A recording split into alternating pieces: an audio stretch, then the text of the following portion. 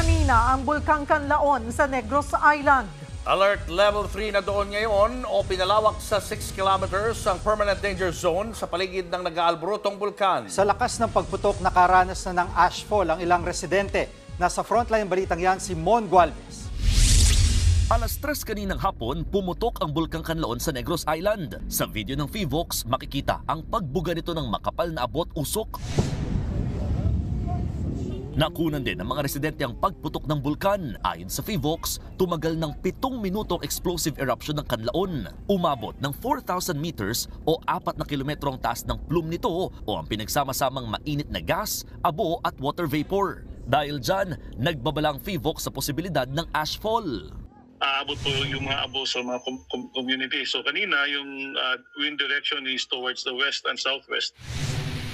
Sa Bagos City sa Negros Occidental, nakaranas na nga ng ashfall. Makikita ang tila makapal na putik at abo na bumalot sa lupa.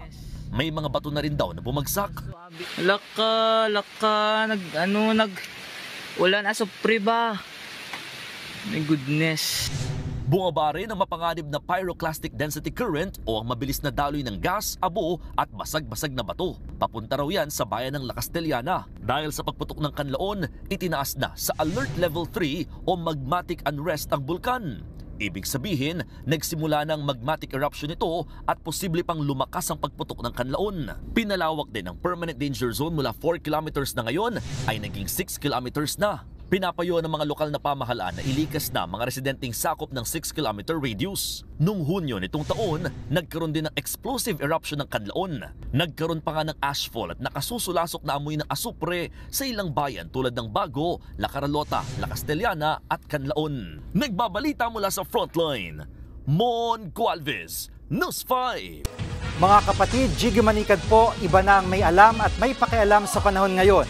Para sa konkreto, kumpleto at komprehensibong balitaan sa Frontline, mag-follow at mag-subscribe sa social media pages ng News 5.